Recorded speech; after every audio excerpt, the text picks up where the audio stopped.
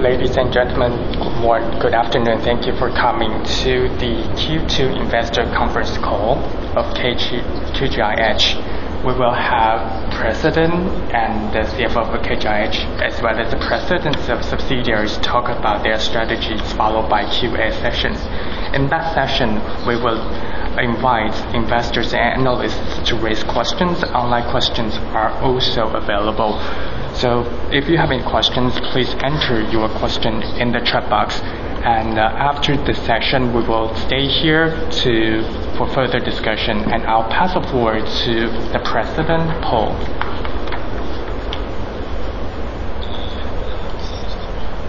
Ladies and gentlemen, investors, friends from the media, good afternoon. Welcome to the meeting today. Today, we are going to talk about the investment and the results of the first half of 2025. As you all know, that the TWD appreciated sharply in a very rapid way, and that was very rarely seen. This affects KGIH and the financial industry. Therefore, the performance in the first half of this year compared with the same period last year went short of expectation. However, we are not finding excuses, but excluding the FX effects, if the appreciation had not been so sharp, then, for example, from 33 to 30.6 today, then our performance as well as subsidiaries' performance excluding securities, which were very similar to last year, other subsidiaries have seen significant improvements. And I'll ask Jenny to talk about this in depth. Why I'm talking about this, because I want you to know every subsidiary, including the financial holding. We are promoting the 1KGI strategy. At the end of last year and in the beginning of this year, we achieved our targets. Today, I'd like to change the style. I'll pass forward to Jenny and then ask the presidents of subsidiaries to present the highlights as well as performance. And at the end of the session, I will come back to talk about 1KGI performance as well as our highlights in the later half of this year. Thank you. Thank you, Paul. Analysts, investors, friends from the media, good afternoon. I will present the financials for KGIF. KGIF reported a net income of 5.5 billion in the first half of the year, falling short of expectations, as mentioned by Paul, due to the sharp appreciation of the NTD between April and May.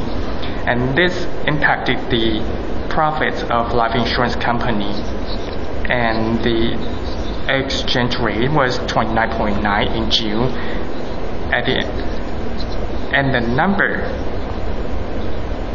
in August returned back to 30.6. If applying the August rate to June, we wouldn't have such a huge FX loss. And the overall net income of KGIH saw an improvement year on year. As you remember, in last session, in 2024, our net income, it also included were the best, except for the year we disposed our buildings. And still, we see some improvement, excluding the FX effect. And indeed, during the appreciation of NTD, we are unable to recognize those as a profit in accounting terms, but it directly increase our foreign exchange reserves balance. Therefore, our shareholders' equity will be more resilient to fluctuations. The total equity decreased due to the appreciation of NTD by 3% to $3.8 trillion, and the net worth decreased by 13% to around $267 billion due to losses of OCI overall. Although first half profits fell short of expectation, our sales momentum and our business momentum remains. In July, the net income was around 5.2 billion, and that provides us with more confidence. Turn to the next page, and I'll touch upon the performance of subsidiaries. KGI Life reported a net income of $1.1 billion due to the FX losses. However, our sales policies increased by 50% year-on-year, and also thanks to the investments and dividend income, our pre-hedging recurring yield increased by 19 basis points to 3.67%. Turning to KGI Banks, in the first half, the net income was $3.4 billion. That was a 17% increase year-on-year, and it continued its growth trend with continued improvement across all business targets. Wealth management fee income grew by 31% and loan increased by 14%. Another very important indicator is the strong growth in our demand deposits, and the CASA ratio increased by 4% to 44%. And that is a higher number. And also the branch in Hong Kong opened in July, and Kate, the president, will share more on this. Please turn to next page. KGI Securities net income in the first half was 3.7 billion due to market volatilities, and also overall trading volumes declined by about 17%, affecting the company's net income. However, it is remarkable in the utilization of its capital, so its ROE is higher than the industry average. Its wealth management business also continues to grow. For CDIB, tariff uncertainties and appreciation of NTDs impacted our position valuation, resulting in a profit of 120 million in the first half of the year. However, we really did good by raising 3.9 billion for fundraising, and the management fee grew by nearly 30%. In the later half, we will initiate fundraising for some featured funds, and the target is $12 billion. Next page. This page shows that subsidiaries' capital reserves adequacy. From this, you can see all of the subsidiaries have enough and sufficient capital reserves, and ICS testing of KGIL also meets regulatory requirements. This is my presentation. I'll pass the floor to the president of KGI Life, Ms. Guo.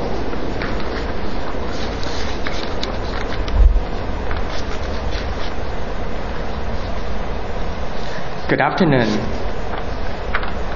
I will talk about KGI Life's achievements in the second quarter and our performance. Page 14. Expanding agency force in the first half of this year, our FYP reached 36.8 billion. This is a 50% increase year-on-year, mainly due to our continued momentum and from different channels, as well as the reintroduction of participating policies in April to meet market and channel demands. Therefore, we have created double-digit growth across every channel. And in the later half of this year, we will focus on investment products, foreign currency policies, and participating products. For strengthened digital operation, we have fully digitalized our new policy application, policy change, and claim services, effectively improving efficiency and enhancing the customer experience. The company taps into the opportunities brought about by artificial intelligence. We have completed the development of AI training and established infrastructure. We also have very comprehensive AI governance standards and offer AI training for all employees. We also apply AI to different scenarios, including introducing AI Gen I coach for agents, and we also became the first insurance company to pilot an AI-assisted rating system for the elderly. This service allows customers aged 65 and above to maintain sales records, and their experience will be better for investment returns and transitions to IFRS 17 and ICS. In the first half, as Cole mentioned, the TWT appreciated greatly. Our hedging cost increased accordingly. However, we were able to realize capital gain in different markets as well, especially in the stock markets.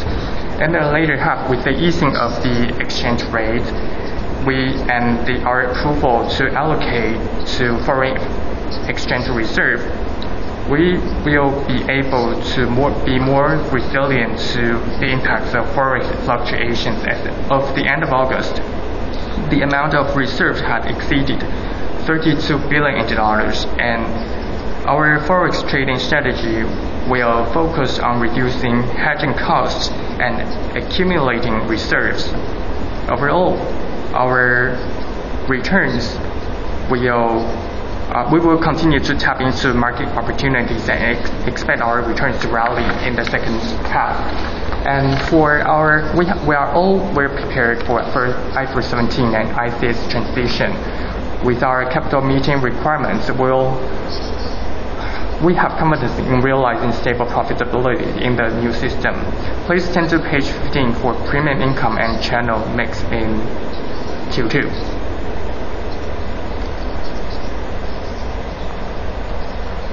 The FYP increased by 50% year-on-year, higher than the industry average of 35%. The renewal premium reached 59.1 billion, growing by 14% year-on-year, and that is higher than the average of 6.9%. And the total premium income increased by 25% year-on-year. For product structure, we have to continue to maintain our sales momentum. We also meet market demands. Therefore, our investment products grew by 123% year-on-year. Driven by the expansion of multiple channels, our FYP across all channels increased by double digits. In the second half, we will continue to sell investment products, participating products, and foreign currency policies in hopes of driving the FYP and CSM to create a more stable foundation for the company. Please turn to page 16, VNB margin and spread. KGI Life's VNB margin, excluding investment products, was approximately 30.2%, which is lower than that of the last year due to the suspension of health insurance sales due to required by laws and regulation and the higher base period. In addition to sell more foreign currency products and participating products, we also cater to the demand for long-term care. And our COL was 3.1% at the end of Q2. And our return of investment was 2.37% due to market volatilities. However, we expect the number to recover in the later half. Page 17, page 18 for asset allocation, we center around ALM and adjust our strategies according to the market in order to achieve adequate ALM and maintain robust portfolio. And in page 17, we also see different returns for each asset classes. The total investment decreased because of the fluctuating exchange rates. Page 18. The pre-hedging recurring yield in the second quarter was 3.76%, and that was an increase of 19 pips year-on-year. Due to the forex fluctuations, we used the hedging tools include swaps, NTFs, and proxy hedge, and the cost was around 3.06%. And as mentioned, we allocated an additional of 23.2 billion to the reserves, and by the end of August, the number returned back to more than 32 billion. If we factor in the RBC, and then in June, our RBC would have been more than 382%. KGI Life will continue to optimize its product strategy, expand diverse channels, and implement robust investment strategy to create stable growth. And I'll pass forward to the President of the bank.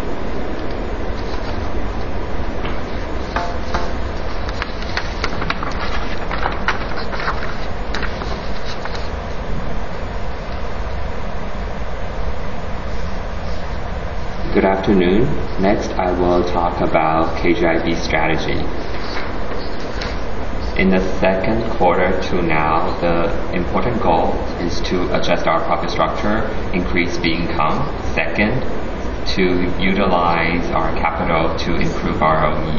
Number 3, we want to expand our customer base and continue to grow our business scale. So the following are our 4 strategic pillars. Please go to page 20, the upper left, 1KGI. Under 1KGI, we proactively promote customer referral with KGI Life and Securities. By integrating resources and introducing clients to one another, we strive to secure more deposit transfer and services from securities settlement accounts. Through the support of the group, we have made good progress.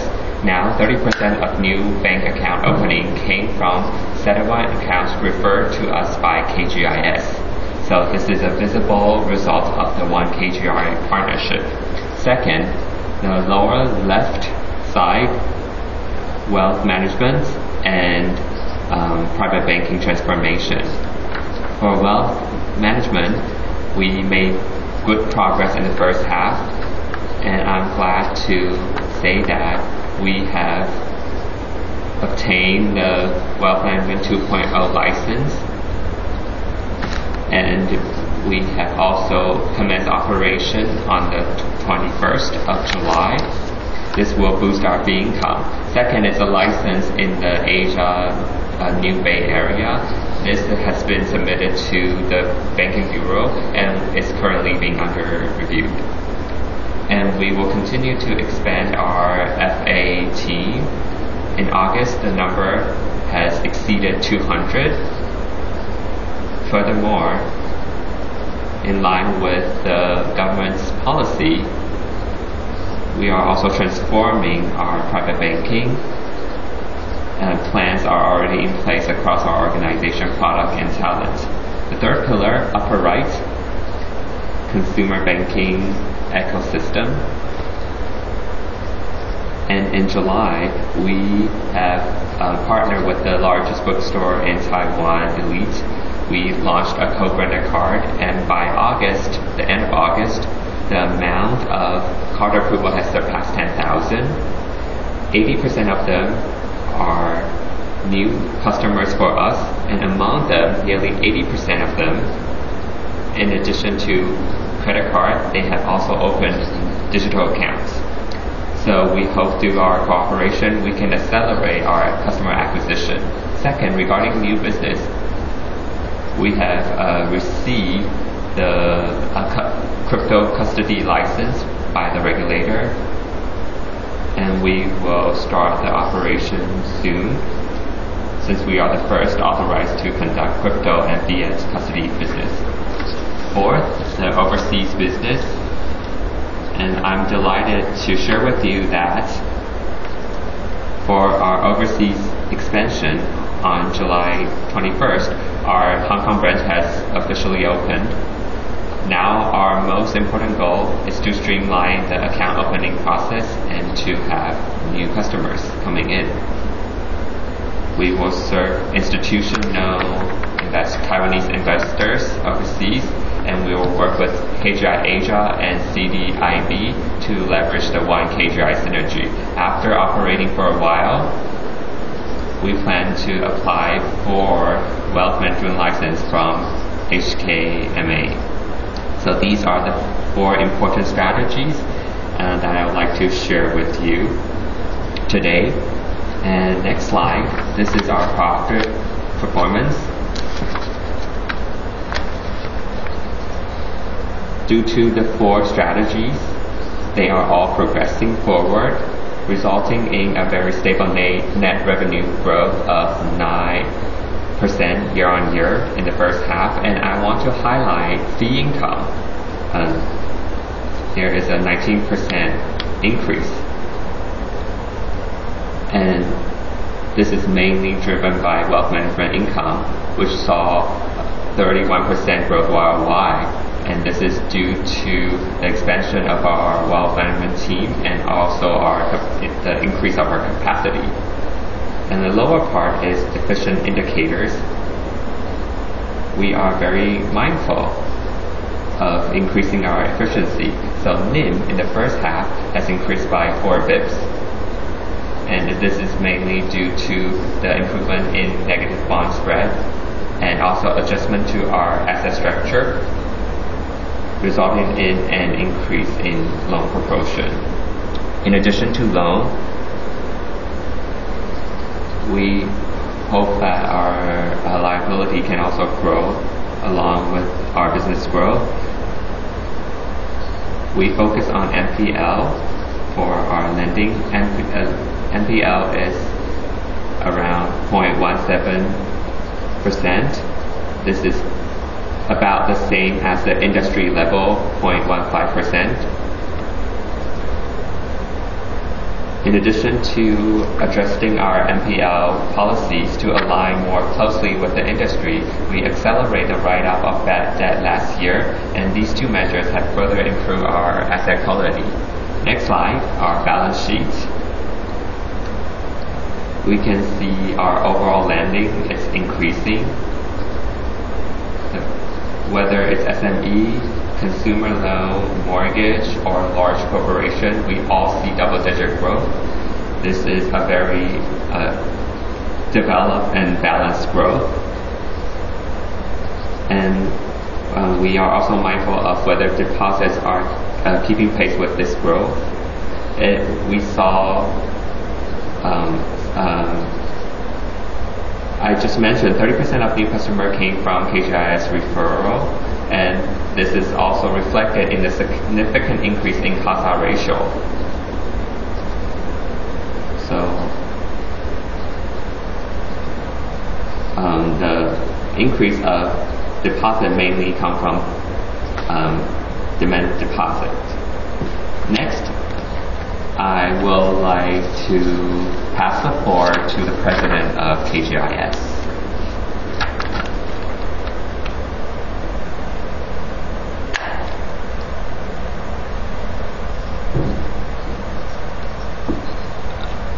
Friends from the media, investors. Next, I will talk about KGIS. Our strategy focuses on brokerage and wealth management.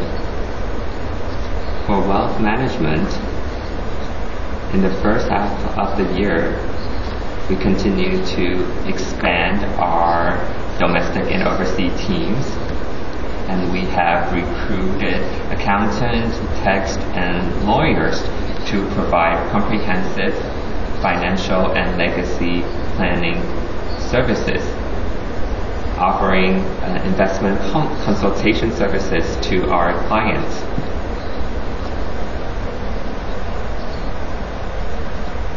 This is our goal, to provide comprehensive financial services. And we also encourage the transformation of our sales team. We encourage them in branches to attain professional certification like RFA, ETFP, WMB. These consulting services is our strength in our wealth management business. And for our diversified products, in addition to structured product, ETF, funds, in the second half of the year, we will work with KGI Life, and we will launch exclusive insurance product, and we will work with CDIB to launch new PE products. In addition to these products and services, we are also optimizing our systems, whether it's mid and back-end systems. We will upgrade them to improve our customer experience, and we continue to enhance our O2O services. Based on customers in different regions, we will provide differentiated services.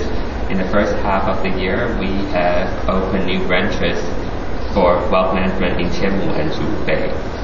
We want to provide services like private banking. And in terms of transaction, based on the needs of different customer groups, like high-frequency trading, or program trading for the younger generation, to regular customers, the apps that they use in their mobile phones, we continue to upgrade and optimize them to satisfy their different needs. Lastly, in our One KGI strategy, whether it's the customer referral or product introduction, we will continue to work with subsidiaries to create our group synergy. And in the second half of the year, like I said before, we will work with KGI Life on the exclusive insurance product, and we will work with CIB to launch PE products to cater to high net worth customers to satisfy their asset allocation needs. Next, our net revenue and our AUM. Jenny had mentioned this briefly in the beginning. We can see that in the first half of the year, our net revenue has decreased year on year. This is mainly due to two reasons. First, the FX appreciation of NTD, and also the tariff, the uncertainty in this first half of the year. That's why the turnover in the first half of the year has reduced around 20%. And this has affected us, and also the uncertainty starting from April, leading to the volatility in the stock market. For brokerage commission, it also dropped year on year because in the first half of the year, due to uncertainty, some customers delayed their investment to the second half.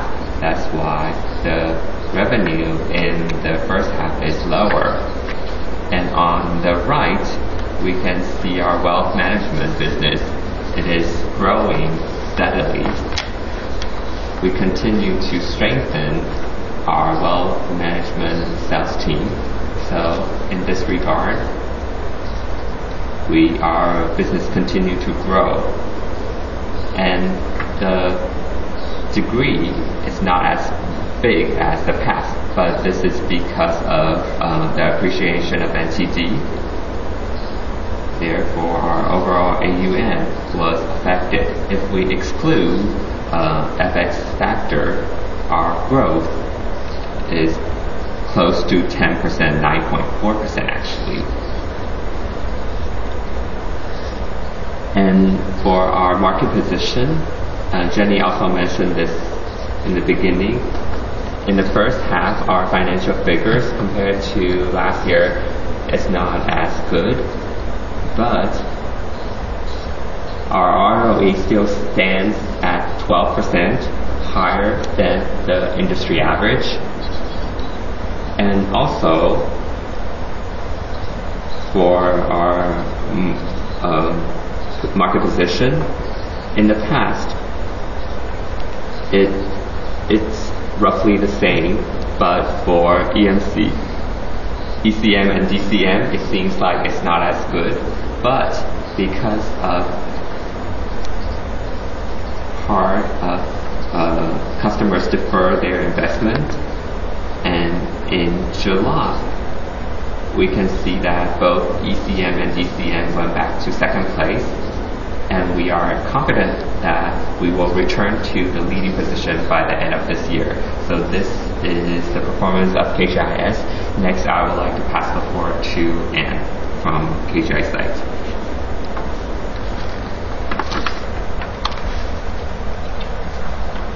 Friends from the media, investors, good afternoon.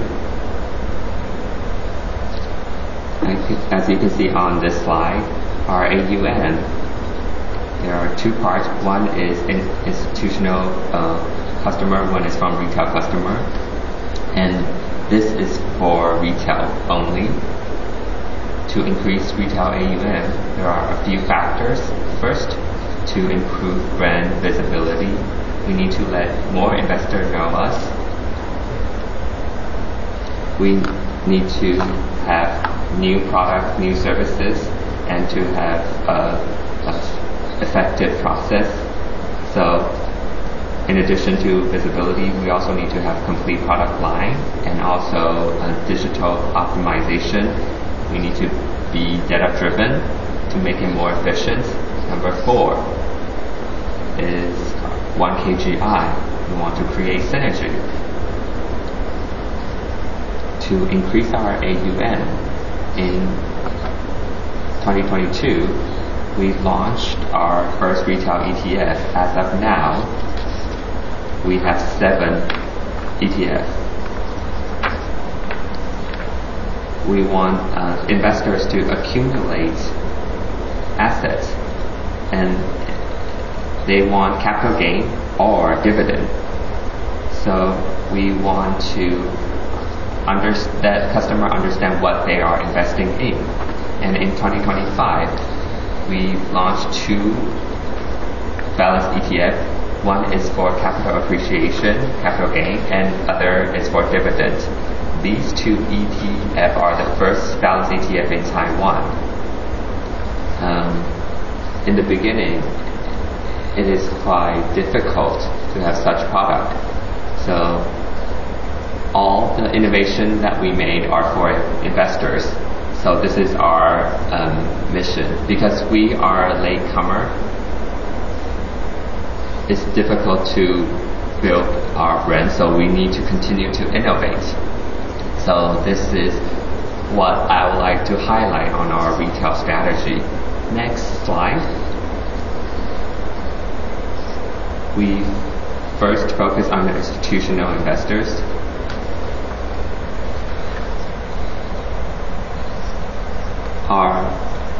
In the past, institutional investor accounts for 80 to 90%, but once we enter retail, now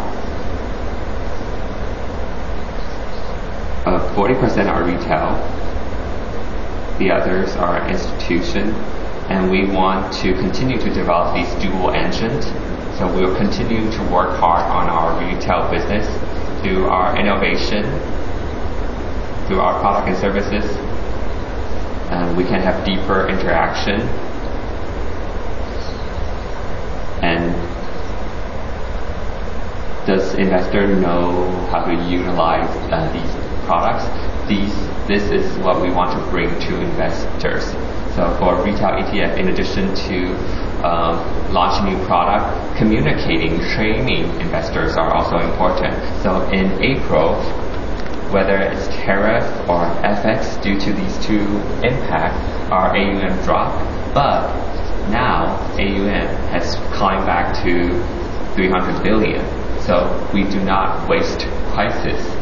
We need to turn it into opportunities. Next slide. ETF market is very popular.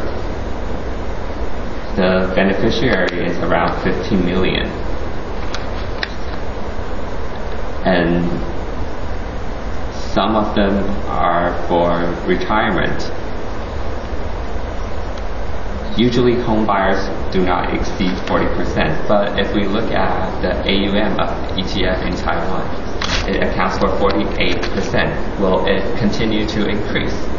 So in addition to Taiwan stock ETF, we also bring overseas ETF to investors. Asset allocation is what we need to focus on as a site company, and this is what I want to highlight. Next, I would like to pass the floor to CDIB Melanie.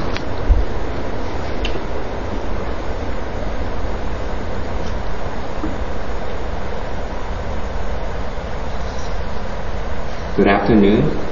Next, I will talk about the operation of CDIB in the first half of 2025. Our strategy remains the same, to grow our AUM and increase our management fee and to make our income more stable. As of the 30th of June, our principal investment, we have reached 93.8 billion. Although there are uncertainties moving forward, we will move towards our 100 billion goal. Next slide. This is regarding our AUM. In the first half, our new funds reached 3.9 billion, came from Taiwan-Japan Cross-Border Innovation Fund, Trading Development Fund, and also SKM Development from investing in new retail economy. After deducting 1 billion in investor return, the net increase in AUM was 2.7 billion, reaching 59.3 billion, a 24% increase. In addition to the 4 funds, we have 3 funds now are under preparation. First is the third biomedical fund, and also the RMB fund.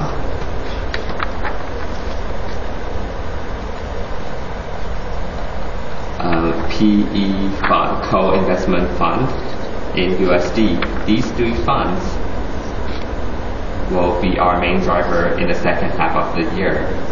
For the USD fund, the PE co-investment fund, Paul and Kate has mentioned this. This is our focus for our wealth management 2.0. Next slide.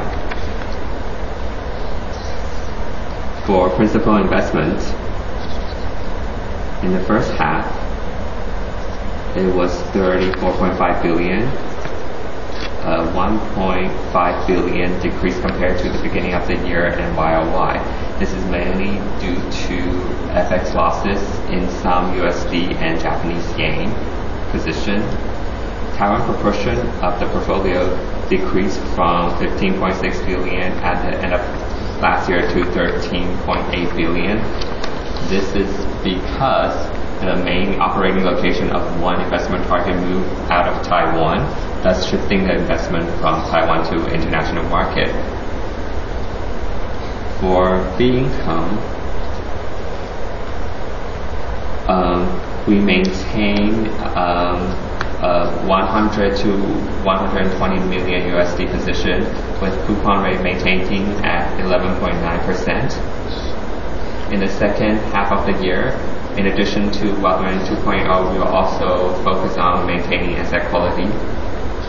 Our overall investment return is 1.8%. This is lower than MSCI, but higher than TAIEX, negative 3.4%. This is because most our position are SMEs, unlisted companies in Taiwan, and we focus on different assets. So our fluctuation actually is smaller than the TAIEX. And for our fee income, we have reached 370 million, increasing nearly 29%. Next slide. This is our new business strategy. That's One KGI. For the Asian Asset Management Center policy, CDIB, whether it's our experience in private asset like fund, equities, bonds, we have accumulated certain experience, and we have overseas professional team. And in Taiwan, in addition to CDIB, we have other affiliated businesses. How can we utilize these resources to the Taiwanese investors to have more options? So under this strategy, we have finished the preparation of a co-investment fund in the hopes of launching new products for high net worth investors for them to have more options. And under One KGI, KGIS and KGIB has both obtained Wealth Management 2.0 license, and they are our primary partners moving forward.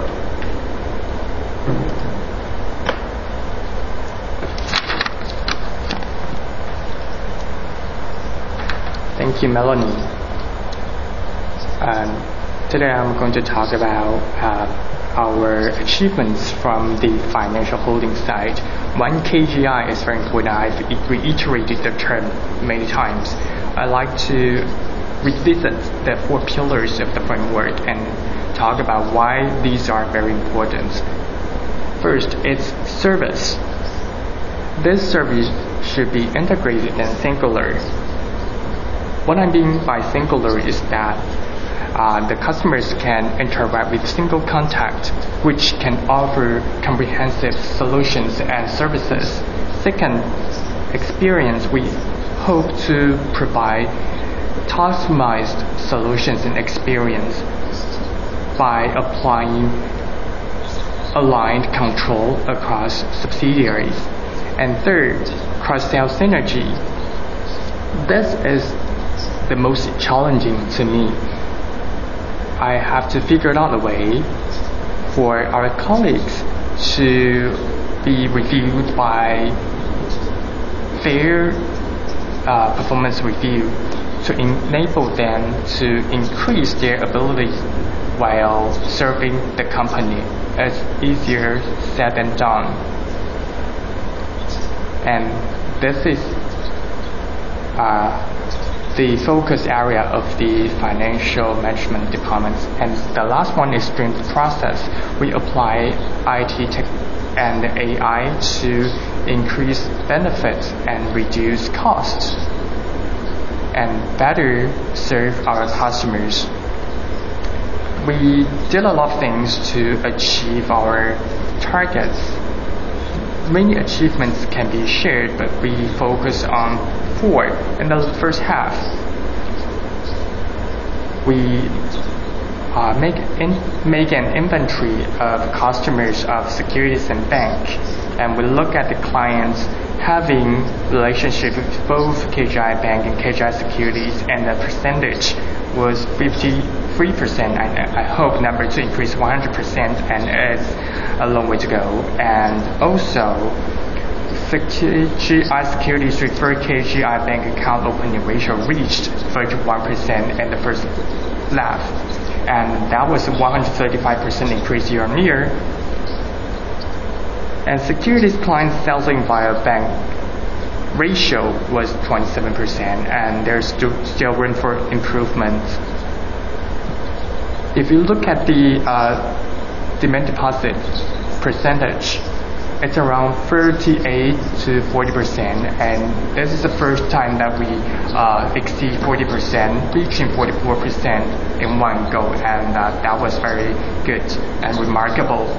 And last but not the least, growth rate of KGI Live refer 3-in-1 account openings in KGI Securities increased by 69%. In the later half, as you can see on your right,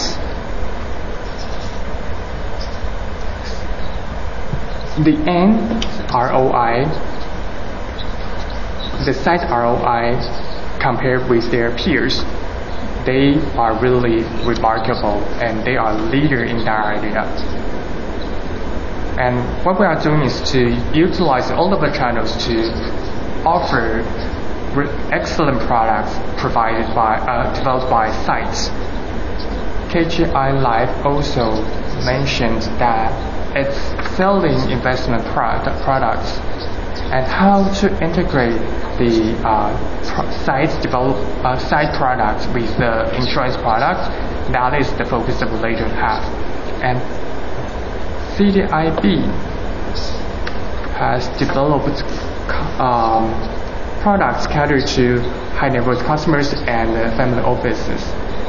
WM 2.0 and private banking services mentioned by the government are challenging because customers do not believe WM 2.0 is aligned to the services offered and product offered. So we need more diverse range of products for promoting WM 2.0. Over the years, we have tried our best to develop products tailored to the needs of Taiwanese investors, and we are more experienced in this area. So Melanie mentioned that in the later half, we will pack the international opportunities into products for Taiwanese investors, and that is challenging as well. In addition,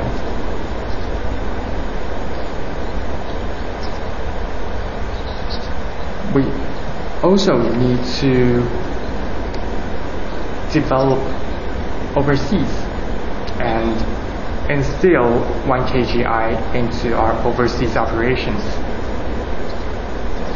In other events, it was seldom mentioned that KGI Securities have experience operating in Hong Kong more than 20 years and in Singapore more than 15 years.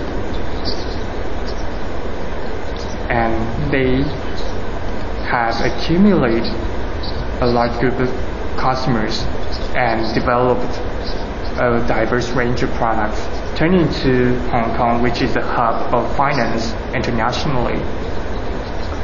There are many high net worth individuals coming from Taiwan, Hong Kong, and China. With our efforts, if we exclude global conglomerates, we take the lead in the market in Hong Kong. Our wealth management business increased by 50% this year. Our shortcomings in this area has been the platform availability. So if the customer wants to transact with us, then they need to wire the money through their banks, and it's a risk for us to lose these customers. Therefore, we are trying to manage banking service in Hong Kong, and we are able to apply one KGI philosophy in Hong Kong. And securities, according to the president, the ROE of securities remained at more than 15%. I think it's number one or number two in terms of ROE. But the overall number is 12% because 30% of our assets are located in Thailand, Singapore, and Hong Kong. So with the one KGI platform, we are trying to drive the ROE in Taiwan. Singapore is a very huge international market. In addition to fixed income, commodities, including energy trading, are popular in Singapore. Our securities in Singapore did well in spot equities and commodities and tradings. It ranked number 5 in Singapore among global competitors. In addition to corporate clients, we see an increasing number of customers from ASEAN and Middle East as well, and how to integrate banking services and security services is one of our focuses in the later half this year, in line with the policy of the government to build the AMC. As you know, the asset owned by high net worth individuals overseas is higher than what they have in Taiwan. So a cross-border platform is beneficial to them. So integrating our international operations and our operations in AMMC into a singular yet comprehensive solution is our goal for the later half. We will try to achieve the goals in the previous page, and this slide shows our international ambition. And I'll stop here and open the floor for questions.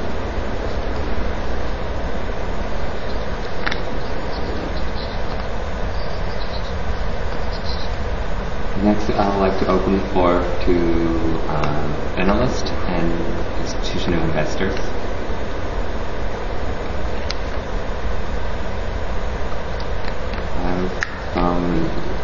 Uni Securities. I want to ask live because next year we need to align with IFRS 17. Can you share the CSM accumulation and also the policy cost level moving forward? And for ICS, after calculation, what's the percentage of ICS next year? Second, for life as well, pre-hedging recurring yield, the direction, and also the yield for new money. As of now, cash dividend income, what's the amount? Is it more than that of last year? Next, for life, we see from the financial report as of June, the OCI loss is around 40 billion. Can you talk about the proportion of shares and debts? And also, in the recent 2 years, the investment market is performing better. Has the OCI improved? Next, regarding bank. First, spread we can see on the slide, NIM, this includes swap. What's the swap income in the first half? And what's the number excluding swap? And compared to last year, is it an increase or decrease? And is there an FX analysis? Because US will cut rates moving forward. If cut rates by 1/4 percentage point, what's the impact on the bank? Is it positive or negative? And another question, because what's the credit level moving forward for the second half of the year? The outlook for me.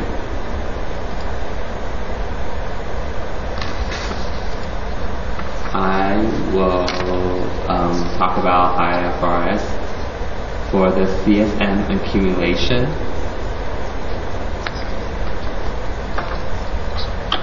It's one of our strategies, so the numbers will depend on the economy by the end of this year, and we will make announcement then. And the policy cost after transition, the debt is valued according to market interest rates. So as on par with the number with the peers, it's around 2 to 3%. And the testing by ICS currently 150% is our goal. According to the transition measures, we are able to meet our goal. The recurring yield direction.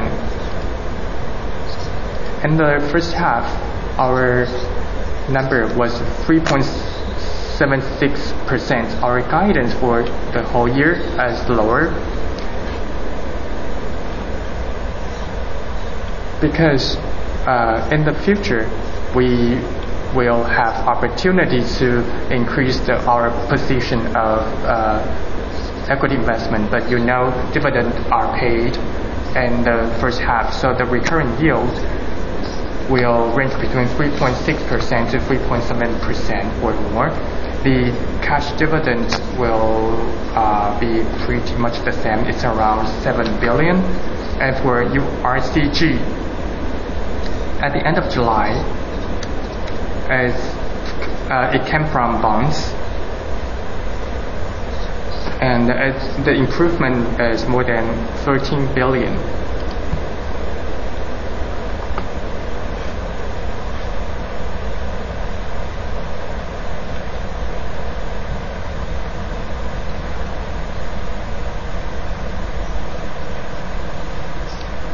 There are 3 questions regarding the bank. First, for spread. In the first half, including swap gain, it's 1.33%. And the swap impact is around 19 to 20 bips, so it's around point. And the impact of swap has decreased. In the last year, the impact was 35 to 40 bips. Now it's below 20 bips. And swap in the first half is around 800 to 900 million, drop around 40% compared to last year. If rate cuts are spread, if we look at US assets, our US debt is short term and our asset is low. The repricing duration is longer. So moving forward, if there are rate cuts, our deposit cost will drop faster compared to asset gain. So in short, our sensitivity analysis, if there is a rate cut, our overall NIM impact is positive, and we look forward to this happening. Indeed, in the first half, our retail and corporate banking, there are some retrieval. The credit cost is lower, but our loan quality is still stable. For the entire year, our credit cost is around 15 to 20 bips. There won't be allocation for individual cases.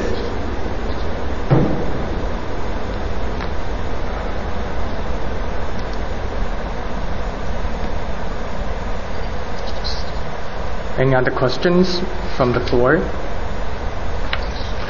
Without any questions, I will reply the question raised online.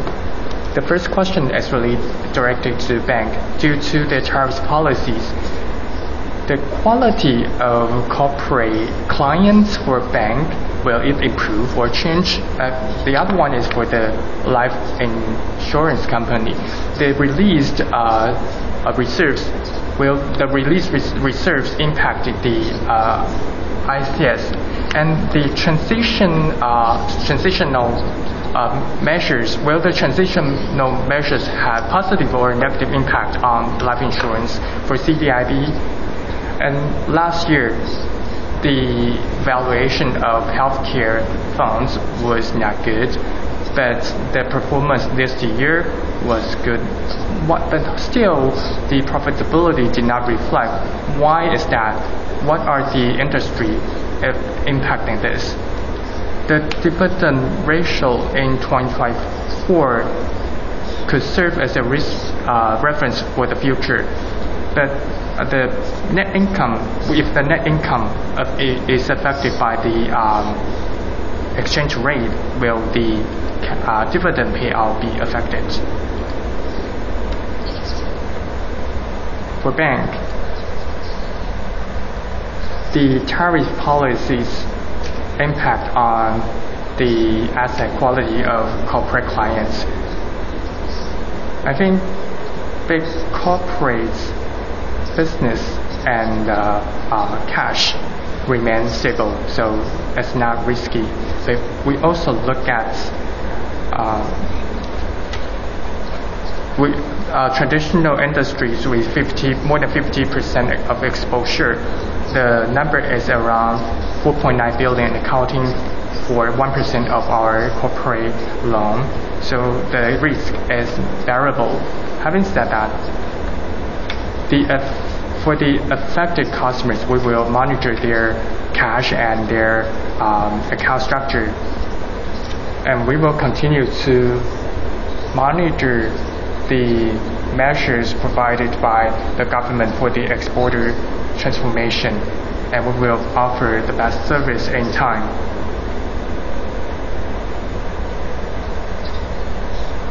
For life, in July, we released our reserves will impact our net worth. We didn't see any changes.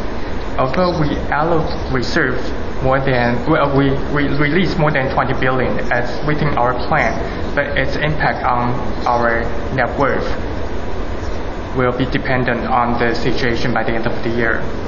Second, the FSC is reviewing transitional measures, which has been under discussion, so we do not know the details. According to news, the regulators believe that the new system shouldn't reverse the order of the industry.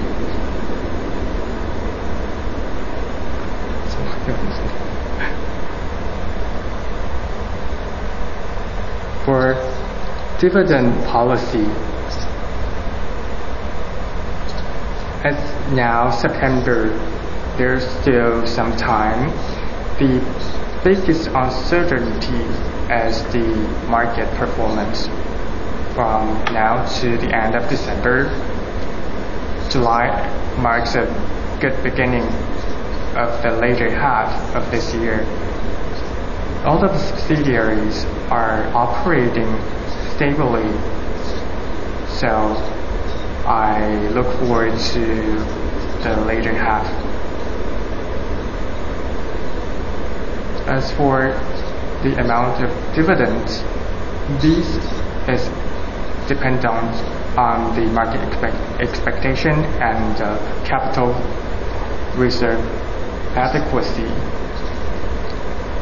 So I am unable to go into the details because this is dependent on the market performance. Thank you.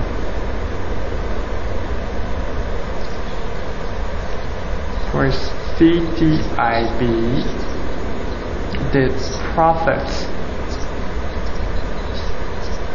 the performance with the benchmark, the overall ROI is 1.8%. It's higher than TWSE, lower than MSCI World Index due to the uncertainties caused by tariff policies. And the Asian equity markets, as you can see on page 34, MSCI World Index increased by 8.6% in the first half, and the number of TWSE dropped by 3.4%, and in ETF contribute more to our momentum. So benefiting from ETF's performance, the big companies are benefiting. If we exclude big corporate, big names, it's more comparable. For example, we exclude TSMC, the TWSE dropped by 2.9%. Capital return also needs a factor in the FX mark-to-market valuation. If excluding this, our ROI would have been 2.4% better than the TWSE, yes.